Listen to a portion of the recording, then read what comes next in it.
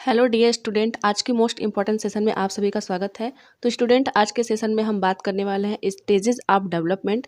जैसा कि आप लोगों को पता होगा कि इसके पहले वीडियो में हम लोगों ने इन्फेंसी स्टेज को कवर किया हुआ था। काफ़ी डीप में हम लोगों ने इन्फेंसी स्टेज का अध्ययन किया था। आज की वीडियो में हम बात करने वाले हैं चाइल्डहुड के बारे में, जिसमें हम लोग बात करेंगे अर्ली चाइल्डहुड और लेटर चाइल्डहुड के बारे में। बिल्कुल डिटेल से बात करेंगे, जो कि आपके DSSB एग्जाम के लिए काफ़ी इंपॉर्टेंट रहेगा। चलिए फिर देर ना करते हुए वीडियो को शुरू करते हैं और पढ़ लेते हैं कि हमारा बाल्यावस्था क्या होता है। तो पहले हम बात करेंगे पूर्व बाल्यावस्था के बारे में, अर्ली चाइल्डहुड स्टेज के बारे में। देखिए, जो अर्ली चाइल्डहुड जो स्टेज होती है वो 2 से लेकर 6 वर्ष तक होती है। 2 से लेकर 6 वर्ष की जो अवस्था होती है उसको हम लोग अर्ली चाइल्डहुड कहते हैं। वहीं 6 से लेकर 11 तक की जो अवस्था होती है हम लोग उसको बोलते हैं लेटर चाइल्डहुड। तो जो ये पूर्व बाल्यावस्था होती है हम लोग उसको बोलते हैं प्री स्कूल एज। देखिए, प्री स्कूल एज क्यों बोलते हैं? बहुत सारे एग्जाम में पूछा जाता है स्कूल एज किसे कहते हैं और प्री स्कूल एज किसे कहते हैं। तो जब भी प्री स्कूल की बात आएगी, जैसा कि आप लोगों का NEP 2020 वाले में बोला गया था कि जो बच्चा 6 से ज़्यादा वर्ष का रहेगा, मतलब 6 वर्ष उसकी आयु पूरी हो रही होगी, उसके बाद वो कक्षा 1 में जाएगा। तो जो हमारी स्कूलिंग होती है वो 6 वर्ष के बाद का है। इसलिए जो आपका जो बच्चा जो 2 से लेकर 6 वर्ष का है वो उसको हम लोग बोलते हैं कि वो प्री स्कूल एज में है। मतलब वो स्कूल में नहीं गया है, उसकी जो शिक्षा हो रही है वो आंगनवाड़ी और बाल वाटिका में हो रही है। इस समय बच्चों में काफ़ी ज़्यादा जिज्ञासा होती है, वो चीज़ों के बारे में पूछते हैं।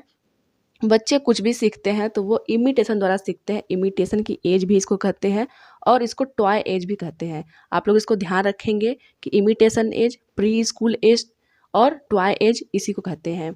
आगे है कि इस अवस्था में बच्चा कल्पनाशीलता, प्रतीकात्मक वाले गेम में एक्टिव रूप से भाग लेता है। तो प्रतीकात्मक गेम किसे कहते हैं? देखिए, बच्चा क्या होता है कि जैसे मान लीजिए कोई डंडा ले लिया और उसको बोल दिया कि ये घोड़ा है, तो बोलेगा चल मेरे घोड़े टिक टिक टिक। तो वो घोड़ा नहीं रहता है, वो सिर्फ घोड़े का प्रतीक लेके अपना गेम खेल रहा है। तो हम लोग बोल सकते हैं कि इस अवस्था में जो बच्चा होता है वो कल्पनाशीलता वाला और प्रतीकात्मक गेम खेलते हैं। भाषा अर्जन की बात करें तो इस समय भाषा अर्जन सबसे ज़्यादा सेंसिटिव पीरियड होता है भाषा अर्जन के लिए, क्योंकि बच्चा जो है सबसे अधिक भाषा जो होता है वो इसी स्टेज में सीखता है। अगला हमारा है समस्या की अवस्था। तो देखिए, इस समय जो बच्चा होता है वो 2 से 6 वर्ष का होता है, काफ़ी ज़्यादा खेलता है, अपने आप को गंदा करके रखता है। तो ये एक समस्या की अवस्था भी हो जाती है। आगे हमारा है, इस आयु में बच्चा लाक्षणिक कार्य प्रदर्शित करता है, जिसका अर्थ है प्रतीकों को समझ के कार्य करने की क्षमता। देखिए, इसका क्या मतलब है? बच्चा क्या होता है कि अपने माइंड में एक सिंबल स्टेबलाइज कर लेता है। जैसे कोई अगर चीज़ गोला है, जैसे गेंद कोई अगर है, तो वो जो भी चीज़ें देखेगा, टमाटर देखता है अपने घर में, आलू देखता है, तो वो उसको लगता है कि वो गेंद जैसा है। तो ये क्या होता है कि प्रतीकात्मक जो प्रतीक उसके होते हैं वो उसको समझ के ही कार्य करता है। वो हर चीज़ को एक दूसरे से रिलेट करके देखता है। इस अवस्था में बच्चा जो होता है वो व्याकरण के नियमों का प्रयोग करके अपने वाक्यों का जो है अभ्यास करना शुरू कर देता है। इसमें अभी हमने जो हमारा था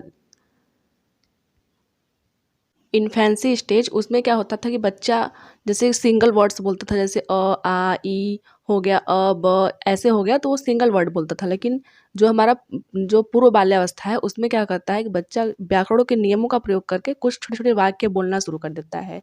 जैसे पानी लाइए, खाना दीजिए, ये सब वो बोल लेता है।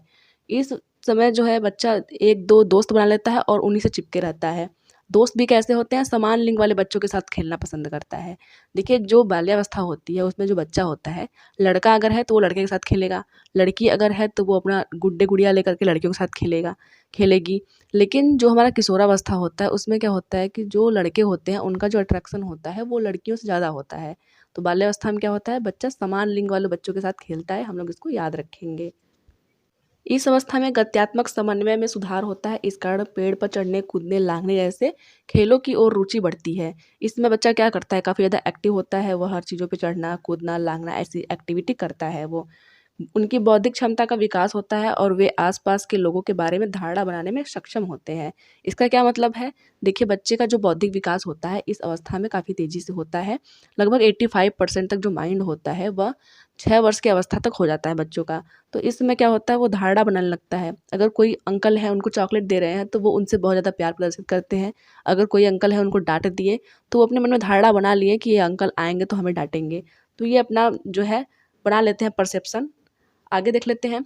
6 वर्ष की उम्र तक का बच्चा जो है आकार, आकृति, रंग, समय और दूरी आदि का बोध विकसित कर लेता है। इसका मतलब ये है कि वो आकार, आकृति, रंग इत्यादि के बारे में जानने लगता है। कलर्स के नाम हो गए, कुछ टाइम बताना हो गया, कुछ दूरी बताना हो गया, बच्चा ये कर लेता है। और बच्चा क्या करता है, रट के याद करता है। कोई भी चीज़ रहती है, बच्चे इस समय रट कर याद करते हैं। बच्चे में सृजनशीलता का विकास होता है और कल्पनाशीलता उनकी बढ़ती है। वो हमेशा कल्पनाओं में ही रहते हैं और बहुत ही अजीब टाइप के वो क्वेश्चन पूछते हैं। मूर्त सामग्रियों के संबंध में चिंतन और तर्क विकसित हो जाता है। इसका क्या मतलब है? देखिए, मूर्त सामग्रियाँ वो सामग्रियाँ होती हैं जो हमें दिखती हैं, जो हमारे सामने उपस्थित होती हैं, उसको हम लोग बोलते हैं मूर्त सामग्री। उनको वो देखकर उनके मन में जो होती है चिंतन की भावना आती है, वो तर्क करना शुरू करते हैं।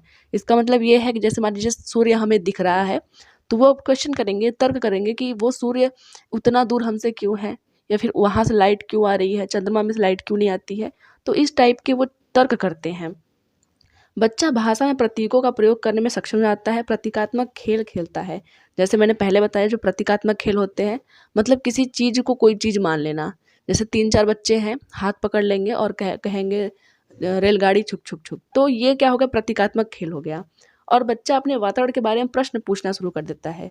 जैसे मैंने पहले बताया, वो पूछेगा कि सूर्य से ही लाइट क्यों आती है, सूर्य दिन में ही क्यों निकलता है। तो वो काफ़ी ज़्यादा क्वेश्चन पूछने लगता है इस अवस्था में। अगर सामाजिक विकास की बात करें, तो जो बच्चा होता है, सामाजिक विकास उसका कैसे शुरू होता है? वह बच्चे जो होते हैं वो परियों की कहानियाँ, जानवरों के बारे में कहानियाँ, इनमें रुचि लेना प्रारंभ करता है। जैसे जो 2 से लेकर 6 साल के जो बच्चे होते हैं, अक्सर आप देखेंगे कि अपने दादी के पास, पापा के पास सो करके बोलेंगे हमको कहानी सुनाइए। तो ये स्थिति हो जाती है सामाजिक विकास के अंतर्गत। आगे है, दोनों लिंगों के बच्चे बिना किसी भेदभाव के एक साथ खेलते हैं तथा वे सक्रियता से समूह खेलों में भाग लेते हैं। देखिए, यहाँ हमने बताया कि जो बच्चे होते हैं, जैसे लड़का है तो लड़के के साथ खेलेगा, लड़की है तो लड़की के साथ खेलेगी। तो जो दोनों लिंग के जो बच्चे होते हैं वो बिना किसी भेदभाव के एक साथ भी खेलते हैं। इनमें क्या होता है, जो लड़कियाँ होती हैं वो खेल में अधिक प्रभावी होती हैं, ये दिया गया है। आगे है मध्य बाल्यावस्था, जिसको हम लोग बोलते हैं मिडिल या फिर लेटर चाइल्डहुड। तो ये जो मैंने बताया कि ये 6 से लेकर 11 वर्ष की अवस्था को ही हम लोग बोलते हैं मध्य बाल्यावस्था या फिर बाल्यावस्था बोलते हैं। देखिए, इस अवस्था में क्या होती है, इस अवस्था की भी कई विशेषताएं होती हैं। जैसे इसको हम लोग बोलते हैं डर्टी स्टेज। अब देखिए, डर्टी स्टेज क्यों बोलते हैं, हर एक चीज़ देखिए रिलेटेड होता है। गेम स्टेज भी बोलते हैं। अब बच्चा क्या करता है कि इस अवस्था में काफ़ी ज़्यादा गेम खेलता है, क्योंकि बच्चा जब 6 वर्ष का हो गया है तो वो क्लास 1 में गया है, मतलब स्कूल में जाना शुरू कर दिया गया है। अब जो बच्चा स्कूल में जाएगा तो वो खेलेगा, खेलेगा तो वो डर्टी होगा, मतलब गंदा होगा। तो इसको गंदी अवस्था और खेल की अवस्था दोनों कहा गया है।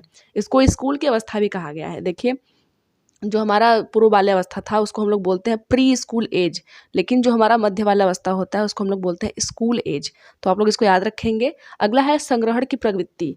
देखिए, कोई भी चीज़ बच्चा होता है तो उसको स्टोर करके रख लेता है। जैसे जब हम लोग पढ़ते थे तो कुछ लोग कार्ड रखते थे, कुछ लोग मोर के पंख रखते थे कि इससे विद्या में बढ़ जाएंगी हमारी। और कोई तो होता था जो कि अपना पेंसिल का जो छिला हुआ भाग होता था उसको रख लेता था। तो इस समय क्या होती है, स्टोरेज की प्रवृत्ति पाई जाती है। अगला हमारा है आत्मनिर्भरता और परिपक्वता। देखिए, बच्चा क्या होता है, आत्मनिर्भर हो जाता है। वो खुद से कपड़े पहनता है, अपने स्कूल वाले खुद से अपने बाल बनाता है और खुद से जूते वगैरह पहन के जाता है। और परिपक्वता, देखिए इस समय क्या होता है, बच्चा मैच्योरिटी दिखाता है लेकिन वो मैच्योर होता नहीं है असल में, सिर्फ मैच्योरिटी दिखाता है कि मैं ये कार्य खुद से ही कर लूँगा। तो ये आपका हो गया। अगला हमारा है टोली या फिर समूह की अवस्था, मतलब जिसको हम लोग बोलते हैं गैंग एज। इस अवस्था में जब बच्चा जाता है स्कूल में, 6 से लेकर 11 वर्ष की अवस्था में जब बच्चा स्कूल में रहता है तो वो दो चार बच्चों की ग्रुप बना लेता है, जिसमें वो अपना काम करता है। तो हम लोग बोलते हैं इसको गैंग एज। आगे है कि जीवन का अनोखा काल, यूनिक पीरियड भी कहते हैं इसको। देखिए, जब भी हमसे कोई पूछता है कि अगर मौका दिया जाए कि आप किस अवस्था में जाना चाहते हो, तो हम लोग बोलते हैं कि हम लोग बाल्यावस्था में जाना चाहते हैं। जब हम स्कूल में जाते थे पढ़ने, उस समय कोई भी टेंशन नहीं थी, हमें कुछ भी नहीं था। तो उसी लिए इसको बोलते हैं अनोखा काल, मतलब यूनिक पीरियड। इसे तार्किक चिंतन, लॉजिकल थिंकिंग की अवस्था है, इसको भी कहा जाता है। क्योंकि इस समय क्या होता है, बच्चा क्या करता है, अभी क्या था, बच्चा इलॉजिकल थिंकिंग था, वो उसके थिंकिंग में कोई लॉजिक ही नहीं था। वो बोलेगा बर्ड क्यों ऐसे उड़ जा रही है, ये चीज़ क्यों काला है, ये चीज़ क्यों नीला है, ऐसे बोलेगा। लेकिन अभी क्या है, जब बच्चा 6 से लेकर 11 वर्ष की अवस्था में है तो उसके पास लॉजिकल थिंकिंग आ चुकी है। वो कोई भी चीज़ करता है तो उसके पीछे का लॉजिक जानने की कोशिश करता है और उसके क्वेश्चन भी लॉजिकल होते हैं। तो इसमें क्या होती है, तार्किक चिंतन की अवस्था भी कहते हैं इसको। आगे हमारा है मध्य बाल्यावस्था में बौद्धिक विकास कैसा होता है, बौद्धिक विकास के बारे में पढ़ेंगे हम लोग। देखिए इसमें क्या होता है, बच्चा जो होता है सूचनाओं को ग्रहण करने के लिए काफ़ी ज़्यादा उत्सुक रहता है। उसको हर जगह से सूचनाएँ चाहिए, जो भी चीज़ें हैं उसको हर जगह से सूचनाएँ चाहिए। उसकी जो याददाश्त क्षमता होती है काफ़ी ज़्यादा अच्छी होती है। बच्चा अगर एक बार कुछ भी सीख लेता है तो वो जल्दी भूलता नहीं है। इनका इंटरेस्ट होता है साइंस की स्टोरीज़ में, विज्ञान की कहानियों में और मैकेनिकल ऑपरेशन में। कोई भी चीज़ है तोड़ना, जोड़ना, ये सारी चीज़ें हैं, उनको काफ़ी ज़्यादा इंटरेस्ट रहता है उसमें। और क्या होता है इसमें कल्पनाशीलता जो है उसके लिए भी स्थान होता है, वो काफ़ी ज़्यादा कल्पनाशील होते हैं, चीज़ों के बारे में बहुत ज़्यादा इमेजिनेशन करते हैं वो लोग। आगे क्या है, साहस और बहादुरी बढ़ जाती है, चीज़ों को करने के लिए साहस दिखाते हैं। बच्चे जो 6 से लेके 11 वर्ष के जो अवस्था के बच्चे होते हैं, अगर आप उनसे पूछोगे कि कौन जाएगा जंगल में, तो वो बोलेंगे हम जाएँगे, वो बोलेंगे कौन पानी में खेलेगा, तो वो बोलेंगे हम। तो क्या होता है इनके अंदर साहस और बहादुरी बहुत ज़्यादा होती है। आगे देख लेते हैं हम लोग सोशल डेवलपमेंट के बारे में, सामाजिक विकास के बारे में देख लेते हैं। यह वह समय है जब बच्चे उनके अपने लिंग वालों के साथ ही समूह बनाते हैं और घर से बाहर रहते हैं। साथ ही समूह सामाजिकरण का एक महत्वपूर्ण अंग होता है। जैसा मैंने पहले बताया कि जो बच्चे होते हैं वो समान लिंगों के साथ खेलते हैं, बाकी उनके साथ घूमते हैं। जैसे लड़का हो गया तो लड़के के साथ ही घूमेगा, लड़की है तो लड़की के साथ ही खेलेगी। तो ये आपका हो गया कि वो अपने समान लिंग वाले बच्चों के साथ ही समूह बनाते हैं। और क्या कहते हैं कि आज्ञा का उल्लंघन, देखिए सबसे अधिक जो आज्ञा का उल्लंघन होता है वो बाल्यावस्था में ही होता है। अब कुछ लोग बोलेंगे किशोरावस्था में, किशोरावस्था में उल्लंघन बहुत ज़्यादा होता नहीं है, उनके ऊपर काफ़ी ज़्यादा प्रेशर होता है, सामाजिक दबाव होता है। लेकिन जो बच्चा हमारा है 6 से लेकर 11 वर्ष का, उसके ऊपर कोई भी सामाजिक दबाव नहीं है। उसको अगर कोई भी चीज़ करने के लिए आप लोग एक बार डाँटोगे, वो नहीं करेगा, लेकिन कुछ समय बाद वो फिर जाकर वही काम करेगा। तो इसमें क्या होता है, सबसे ज़्यादा ओबीडियंस होता है, सबसे ज़्यादा वो आज्ञा का उल्लंघन करता है।